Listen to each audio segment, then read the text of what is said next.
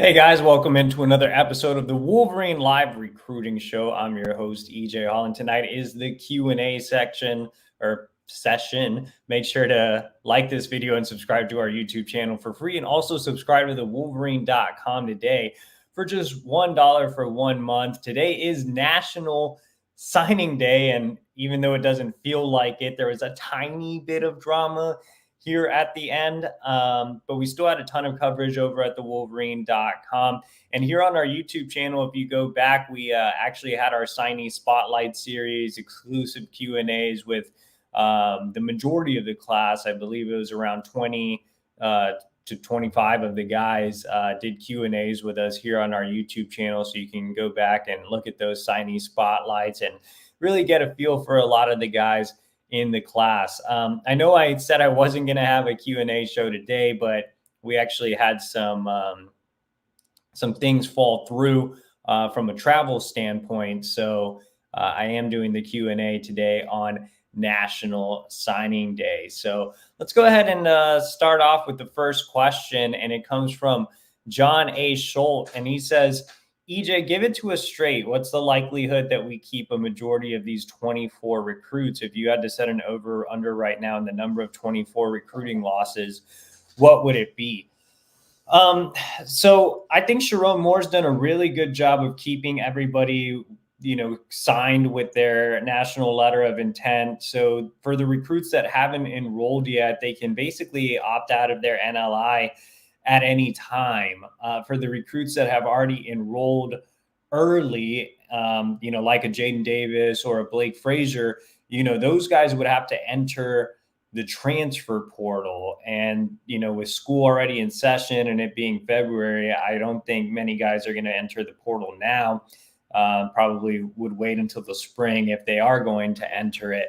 But the guys that are late enrollees, like a Jordan Marshall or Lugard, those guys have the option to get out of their NLI. Now, obviously, there's been a ton of staff movement. Like I said, I think Moore's done a really good job of keeping everybody signed. And everybody was announced today. It took a little while with Manuel Beagle there at the end, but we'll talk about that later in the show because there's some questions about that. But everybody was announced today, and the 24 class has been pretty quiet. They haven't responded to a lot of things as of late, which is obviously understandable with so much movement on the staff.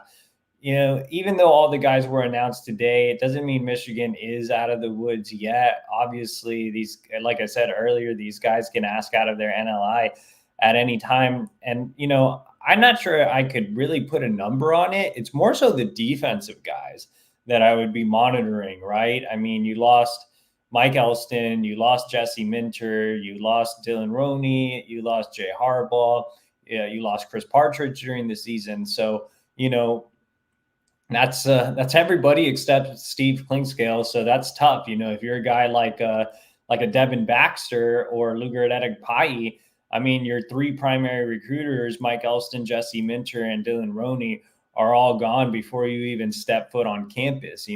That's pretty rough. If you are Owen Wafel or David Pale, you flipped from Notre Dame and USC respectively, in large part because of the relationships you built with Mike Elston. So I think it's tough, for those guys, but, they haven't panicked. It's not like they immediately asked out of their NLI. I think a lot of these guys will probably give Michigan the benefit of the doubt. The 24 class really kind of stuck together through everything. Down the stretch, there were all the rumors about Jim Harbaugh. There was the, Connor Stallion situation. There was everything that came with that with the NCAA, and they all stuck, with Michigan, and even the linebackers. When Chris Partridge was dismissed from the team, Cole Sullivan and Jaden Smith and guys like that, stayed locked in with Michigan. So I'm not sure there will be a ton of guys. I think they'll give Michigan the benefit of the doubt. I think they'll see who Michigan brings in as the defensive coordinator and who that coordinator, brings in from an assistant coach standpoint. So we'll see. I mean, could there be a handful of guys that do leave the class for sure. I mean, like I said, a lot of rough changes for some of these guys that lost, their primary recruiter, their secondary recruiter, their tertiary recruiter. So yeah, I mean, I could see a handful leaving, but at the same time, they've, stuck through everything so far. And I think the fact that nobody has asked for their NLI release is definitely a positive for Sharon Moore. When I covered Texas and Charlie Strong got fired after that embarrassing loss to Kansas, I feel like guys got out of their NLI pretty quickly. And, Tom Herman had to kind of scramble late, and it was not a very good class. So I think Sharon Moore's done a really good job with keeping the NLIs intact.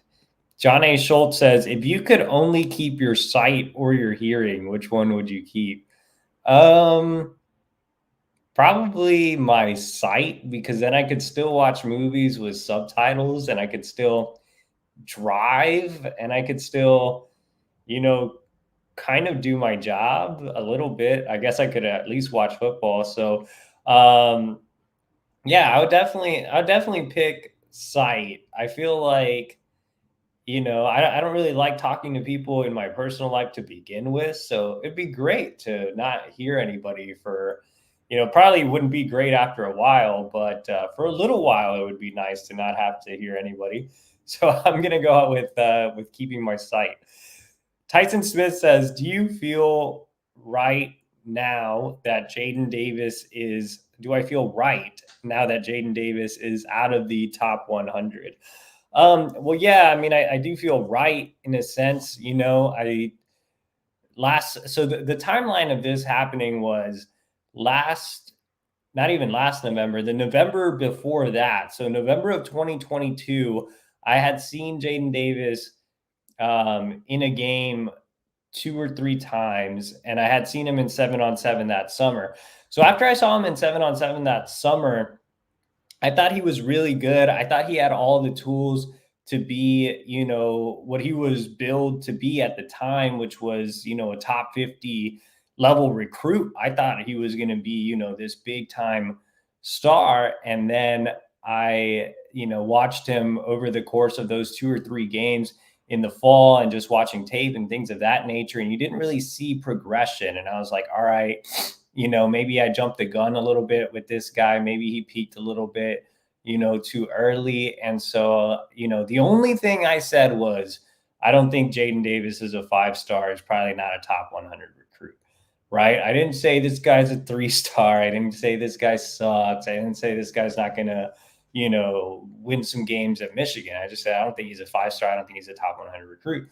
And then, obviously Sam Webb had his little radio show, and, things kind of hit the fan from there. But, my opinion of Jaden Davis never had anything to do with him no interviewing me or anything like that. Jaden Davis always talked to me when I would go out to see him. It wasn't until after that whole radio show thing happened that he no longer did, which is completely fine. Look, I'm never going to judge a player based on the amount of interviews they do with me. Guys are going to be upset about the rankings that I give them on the Wolverine, and they're not going to want to do interviews, and that's fine. That's because they're upset about their ranking. Now, there are some guys that just don't talk in general, like one guy that I'm extremely high on. I just, the last show previous to this one, I said that Quincy Porter was the best wide receiver on Michigan's board. Quincy Porter does not talk. I have sent that man like 3 messages. He will not talk, right? So I'm not going to sit here and knock down Quincy Porter because he's not talking. He doesn't want to talk. That's fine. Kyler Murray, to this day, is the best I've ever seen. Kyler Murray there will never be another Kyler Murray. And Kyler Murray once interviewed me in person and was not a very nice guy. So, it doesn't really matter if you do interviews or not. That has nothing to do with anything. I don't know why people take that and run with it. The problem we have in the recruiting industry is we have all these guys that are fans of the teams they cover, and they don't give any evaluations. They don't give any thoughts on the recruits. They just think they don't think this, they basically just say this. It's like propaganda saying that every recruit that's coming to Michigan is the best recruit, right? Like, when's the last time you ever seen any of the other sites say, oh, I think this Michigan guy or this Michigan commit is should actually be a 3-star, he's ranked a little too high. They never say that. And it's not just Michigan, it goes for other schools as well, which is why we shouldn't have fans covering teams. Like, it makes no sense. So the opinion I gave on Jaden Davis was the opinion I had, and I think it is justified by the drops in the services. At the end of the day, Jaden Davis can prove everybody wrong by his play on the field. And look, with Jaden Davis, two things here before we move on to the next question.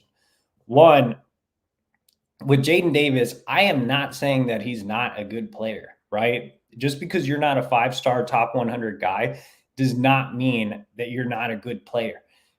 Blake Frazier, I have ranked, kind of in a similar area, and everybody thinks I love Blake Frazier, right? So it's your perception of where Jaden Davis was ranked to begin with.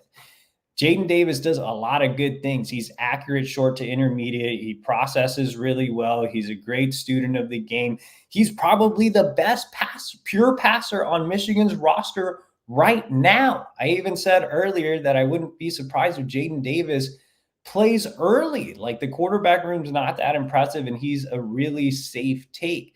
Now, the reasons that I didn't have him in that top 100 range is because he's limited athletically and he's short. If you're 6 foot, even 6'1", you're still on the shorter side and you're not making it up with any athleticism. It's tough to find guys. Like, everybody throws out Drew Brees, and that's fine. Drew Brees is an anomaly.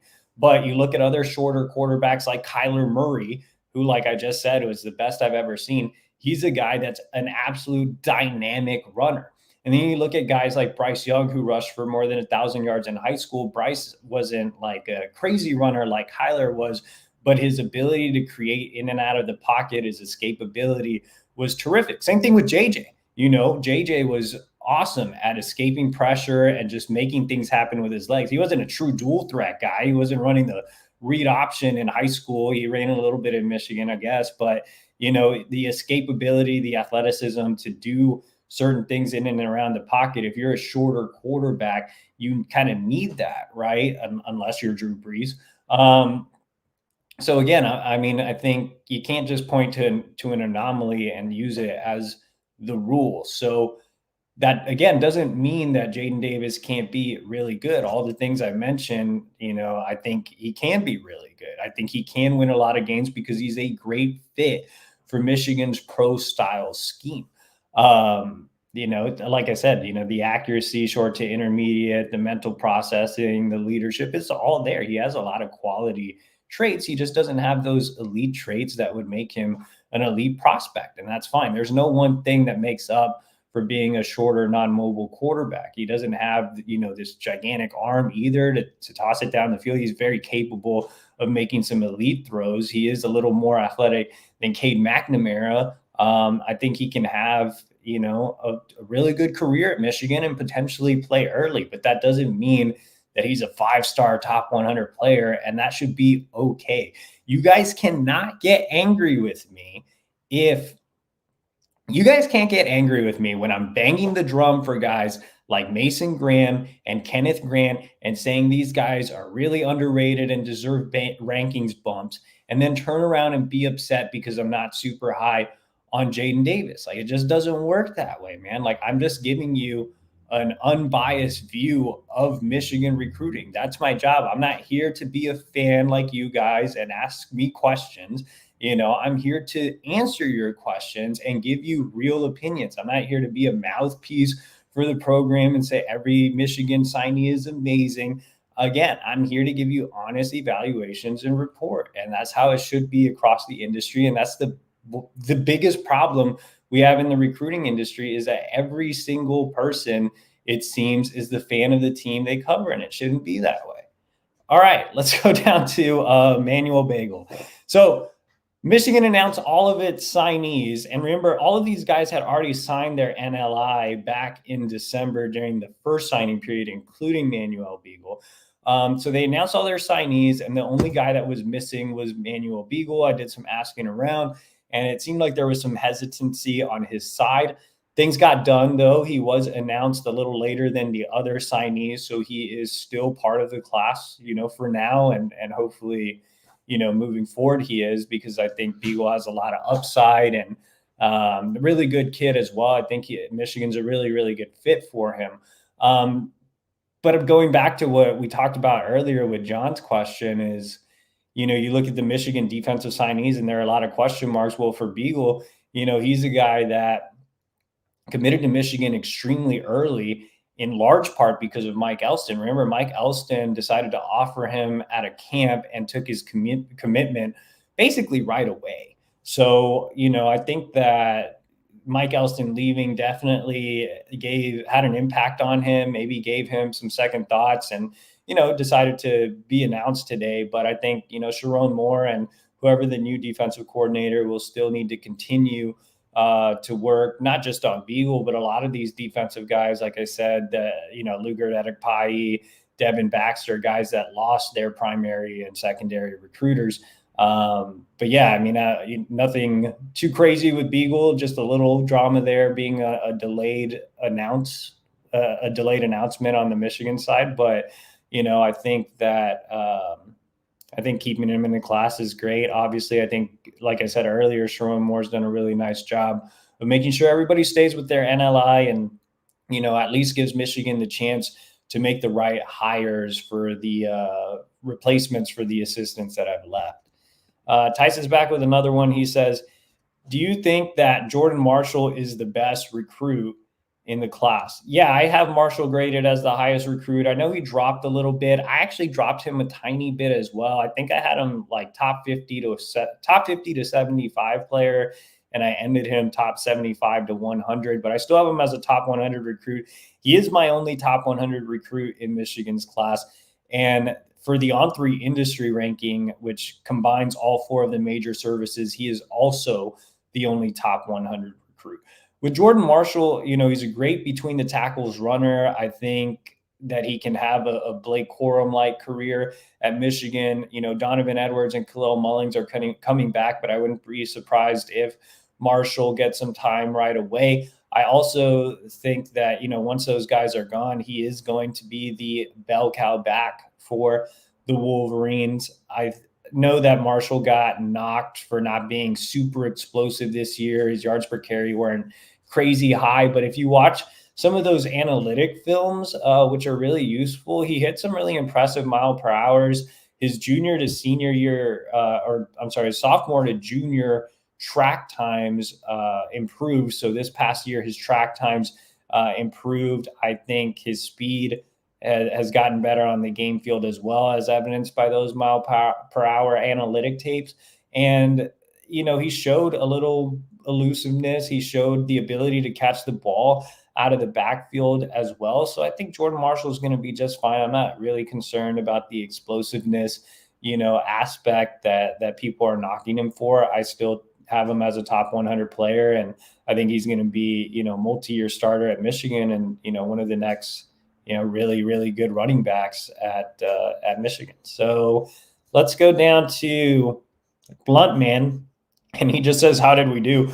I believe Michigan finished number 15. They entered the day number 15. So unless there was, some late additions by like Penn State, I believe was the school that was number 16.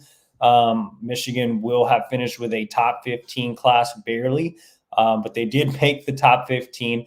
Their average recruit ranking is number 19 right now. You see they have a little bit of a bigger class than the schools behind them. 27 signees for Michigan. You look at A&M only had 17. USC only had 22. So definitely a bigger class for the Wolverines here. And just from an overall perspective, like I said, only one top 100 recruit in Jordan Marshall, but there are a lot of good recruits ranked between 100 and 300 and a lot of really high upside recruits. So you have guys like Josiah Edmond, Devin Baxter, Lugard, Pai, those guys are ranked between 100 and 300, and they have a tremendous ceiling. And then on the offensive side of the ball, you have Blake Frazier and Andrew Sprague ranked in that area. I think are two featured cornerstones of Michigan's offensive line.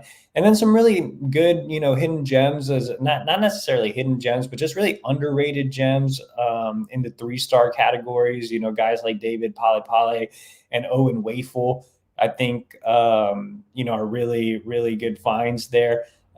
Wide receivers, not really one to get super excited about. I think Marion Stewart and Shannon Goodwin are really consistent weapons, but Michigan kind of lacked at receiver this cycle. But overall, I mean, it's a really good class. It's not amazing. It's not, great. It's not one that you would necessarily expect coming off the success on the field, but it's a really good class. And I think there are a lot of good character fits and leaders in this class as well, from guys like Jordan Marshall, to Blake Frazier, to Jacob Oden and Jeremiah Beasley. I think this class has a lot of good leaders, a really good nucleus and foundation to build on. It would be great to see Michigan take that next step in 2025, but this is still a really good class. And I think, if some of those guys hit, if Lugard hits, if Devin Baxter hits, if Cole Sullivan hits, you have guys that can definitely outplay the ranking that they have right now. John is back with another one. He says, which defensive 2024 recruit can we not afford to lose the most? Losing all of these defensive staff members have me nervous, and I don't want to lose Sullivan or Wafel or anyone else. I think the one that they can't afford to lose is actually Josiah Edmond because of the need at corner. Like he would have the opportunity to come in and compete for some significant time. Now, I still feel like Edmond is pretty raw from a technique standpoint as well as a footwork standpoint, but the size is great, the athleticism is great, the speed is great, and that's why you've seen him really rise in the rankings. Now, I think with some work with Steve Klingscale, he can make that immediate impact that some people are expecting him to make at Michigan. But yeah, I mean, I think having him stay in the class is probably the priority on defense because he is the guy that can make the biggest impact early on. Of course, you don't want to lose guys like Devin Baxter and Lugard, but those are more like guys that are going to have to develop a little bit. Same thing with Cole Sullivan. Even though I have him ranked ahead of Edmond, he's my number one on the defensive side of the ball. Edmond's my number two. Even though I have Cole ranked ahead, Michigan has some linebackers and Cole would need a little bit to develop. So, Edmond's the one that, can come in and actually be an impact player as a true freshman. So I would say he's the one that Michigan can't afford to lose. Let's see. R Green says, EJ, what's the latest word on your favorite Michigan recruiter, Mike Hart? I mean, there has really been no word. He's not currently under contract, and there's been no announcement of him being retained, which is obviously a little odd considering, he is a Michigan legend and all the grief I give him on the recruiting trail. He's actually obviously a very, very good coach on the field, and he's done a fantastic job with the running backs. But, with him not being announced and guys like Grant Newsome and JT Brown being announced, Steve Casula, it's tough to, expect Mike Hart to come back. Now, that's bad from a team standpoint because he's a really good coach, and I think it'll be tough to replace his on-field ability. But that would obviously be really good from a recruiting standpoint because, it's been 3 full cycles of Mike Hart, and there's only been one top 200 running back. Literally just one top 200 running back in 3 cycles at Michigan when you have, arguably the best running game in the country. So that's really disappointing. And the one top 200 guy is obviously Jordan Marshall. And it seemed like Mike Hart just kind of checked out after he landed Marshall. There was that 3-month period, 4-month period where Mike Hart seemed to really be getting into recruiting. And I was like, all right, Mike Hart. And I was writing good things about him. And then he just kind of tailed off. And, Javian Osborne out of Forney, Texas, was the first 2026 running back to get an offer from Michigan. And that tells you that Mike Hart just hasn't really been active at all with underclassmen. And that offer actually came from JB Brown. So, it's from a recruiting standpoint, I think Sharon Moore would have an opportunity for a massive upgrade there. From an on the field standpoint, I think it's going to be tough to have any kind of upgrade there. So, Mike Hart is such a frustrating guy. If I covered the team, I feel like I would be a big Mike Hart fan, but since I cover recruiting, I have to be mean to Mike Hart. Let's go down to Evan A. And he says, who do you see filling the positions on the defensive staff? I mean, we'll see.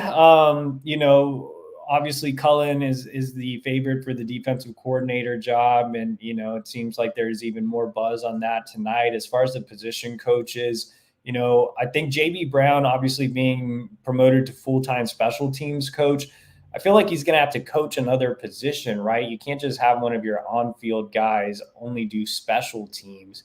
So I think JB Brown has experience with running backs and safeties. So maybe if Mike Hart doesn't return, you could have him there. Or you could have him fill in for Jay at the safety spot. For defensive line and linebackers, I would love to see Michigan bring back Ryan Osborne, who worked closely with the pass rushers during his time as an analyst here. Osborne was great on the recruiting trail as well. The guys on the team absolutely loved him. He's now the defensive coordinator at Charlotte, so he would make a lot of sense. And, the one guy that I've been banging the drum for the last year is Sterling Lucas. He works with the outside linebackers and pass rushers at South Carolina. He's landed 5 stars in back-to-back cycles, Dylan Stewart and Nicholas Harbor. He worked closely with Jesse Minter and the Baltimore Ravens for a couple of years. So he knows the system. He knows the scheme. He's one of the best recruiters in the country, and he would just make a ton of sense. I would love to see one of those guys at the defensive line and one of those guys at linebacker. They would absolutely crush it on the trail. And I think they'd, do a really good job coaching the players on the team as well.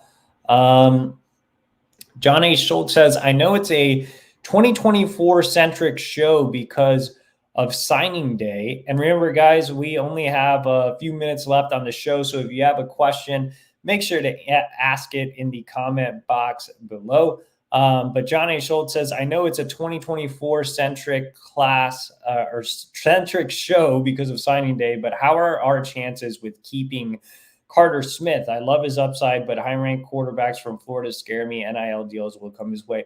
Yeah, so we talked about it last week. Mike Norvell with Florida State was down to see Carter at his high school, and they're obviously still pushing. And everybody that follows recruiting knows that Florida State is, very active when it comes to NIL. It's obviously closer to home, but Carter's kind of a bit of a transplant to Florida. His father's, his father was born, I believe, in the DMV or, grew up in the DMV. So, yeah, I don't know if Carter Smith's really looking for NIL, which I know sounds weird, but he's been really kind of not anti-NIL, but he's been really, great at shutting that talk down and saying, I really love what Michigan brings to the table from an academic standpoint, from a culture standpoint, from an on-the-field standpoint.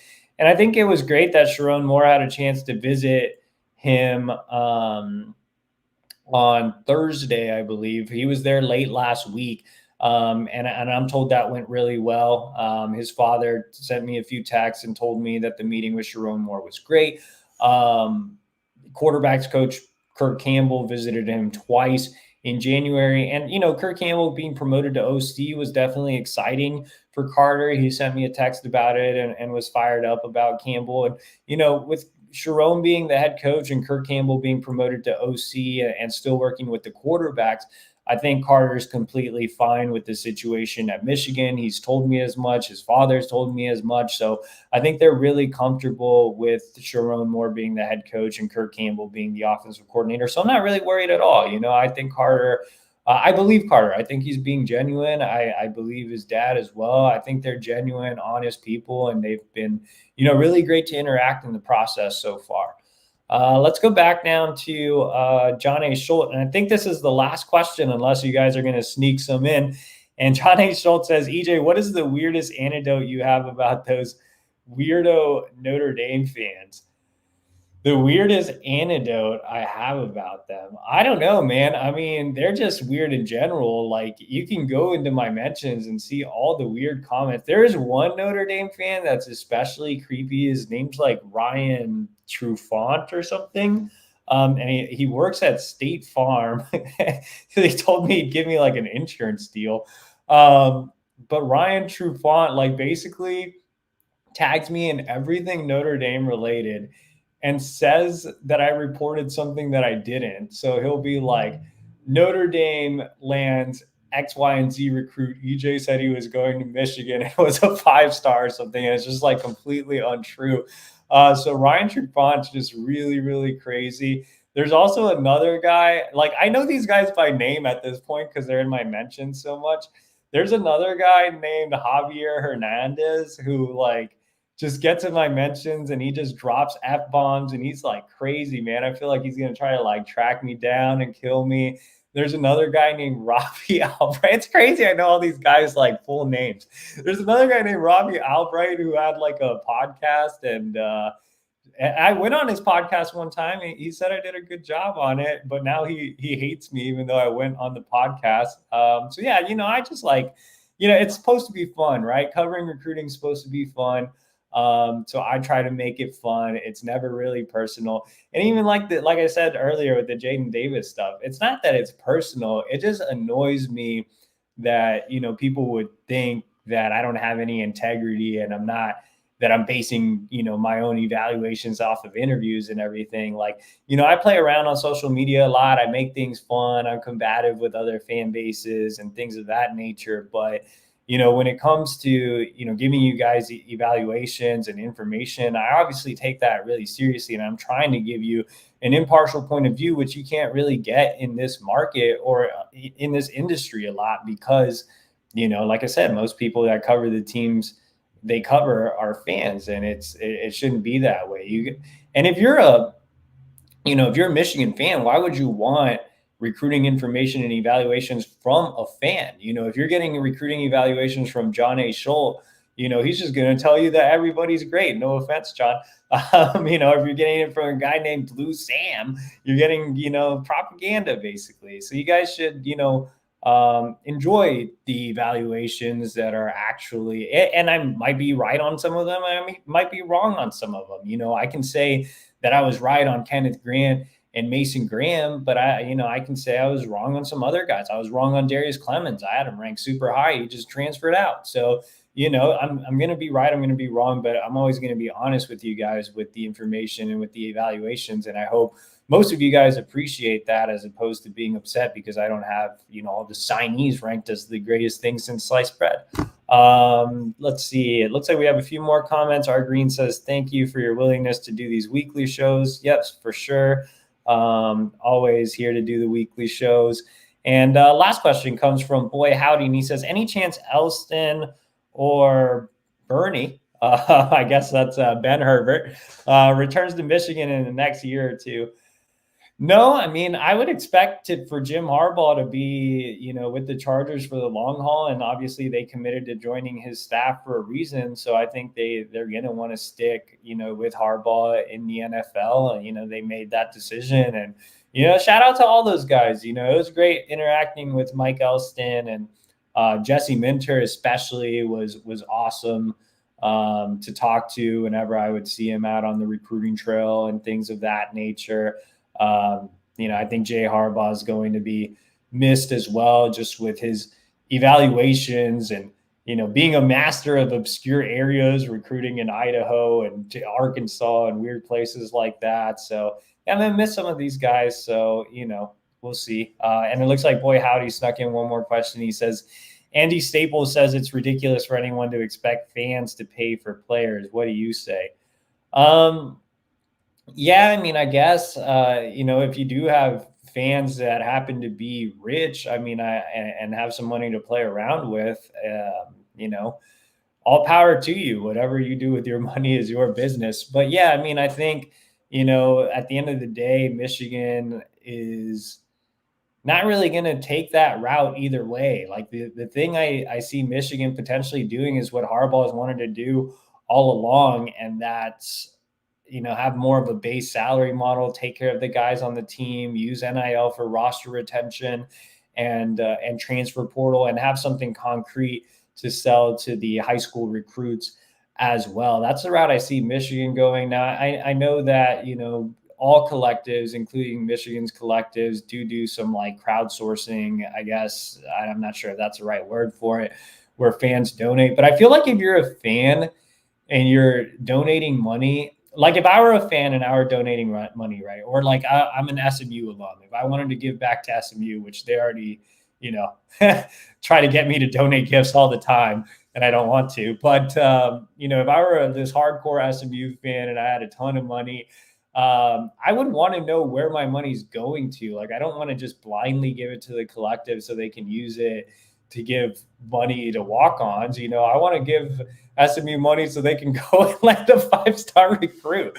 So I think if you're going to, ask for money from fans, maybe they should have a little more say in what player you want it to go to, which I think Michigan's done some of that recently. Like, if you want to give to like Kenneth Grant or something, I believe you can, or you want to give to Will Johnson, I believe you can. So, yeah, I mean, that's what I would want it for. So I don't think it's ridiculous if fans want to do it, but I think fans should have a say in where they're giving their money to. I don't just want to give my money away to anything. I don't think any fan should be expected to give their money away to anything. I think if they want a certain player to stay on the roster, they just want to give to a certain player, or they want to use it for recruiting, all power to them. So appreciate everybody. Appreciate everybody for joining tonight's show. I know I said I wasn't going to have a Wednesday Q&A, so apologies for not having a ton of questions and doing this last minute, but we got through it. Hope everybody enjoyed the 2024 recruiting cycle. And that is it. After today, we don't have to talk about 2024 anymore